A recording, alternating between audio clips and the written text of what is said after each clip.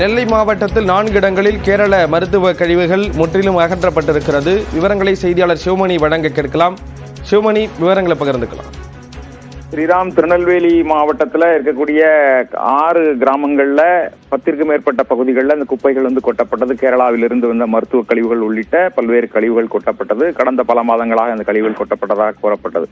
இதனை அள்ள பசுமை தீர்ப்பாயம் உத்தரவிட்டிருந்த நிலையில இன்று காலை முதல் அள்ளுவதற்கான நடவடிக்கைகள் மேற்கொள்ளப்பட்டது. தற்போது 4 கிராமங்களில் முழுமையாக அந்த கழிவுகள் முற்றிலும் அள்ளப்பட்டிருக்கிறது. மேலும் 2 கிராமங்கள் அள்ளுவதற்கான நடவடிக்கைகள் அப்படிங்கிறது மேற்கொள்ளப்பட்டு வருகிறது. இன்னும் 2 முதல் 3 மணி நேரத்திற்குள்ளாக கழிவுகள் முழுமையாக அகற்றப்படும் என எதிர்பார்க்கப்படுகிறது. இது தொடர்பான ட்ரோன் காட்சிகள் தற்போது வெளியாகி இருக்கிறது. தொடர்ந்து இந்த கழிவுகள் முற்றிலுமாக அகற்றப்பட்டு அங்கிருந்து திருநெல்வேலியிலிருந்து நாகர்கோவில் களியக்காவலை வழியாக திருவனந்தபுரம் கொண்டு செல்லப்படுகிறது. அங்கிருந்து எர்ணாகுளம் பகுதியில் இருக்கக்கூடிய, கேரள மாநிலம் எர்ணாகுளம் பகுதியில் இருக்கக்கூடிய அந்த கழிவுகளை மேலாண்மை செய்யும் அமைப்பிற்கு கொண்டு செல்லப்படுகிறது. அங்கு கழிவுகள் பாதுகாப்பாக அளிக்கப்படும் என தெரிவிக்கப்பட்டிருக்கிறது. தற்போது இன்னும் சற்று நேரத்தில் 4 இடங்களில் கழிவுகள் முழுமையாக அகற்றப்பட்டிருக்கக்கூடிய நிலையில அந்த பகுதிகளில் பிளீச்சிங் பவுடர் மற்றும் அந்த பகுதியை சுத்தப்படுத்தக்கூடிய பணிகள் அப்படிங்கிறது நடைபெற்று வருகிறது. தொடர்ந்து கழிவுகளை கொட்டாமல் இருப்ப தேவையான செக் போஸ்டுகளில் தேவையான கூடுதல் பாதுகாப்பு ஏற்பாடுகள் செய்யப்படும் அப்படிங்கிற தகவலும் வெளியாகி இருக்கிறது. ஸ்ரீராம்,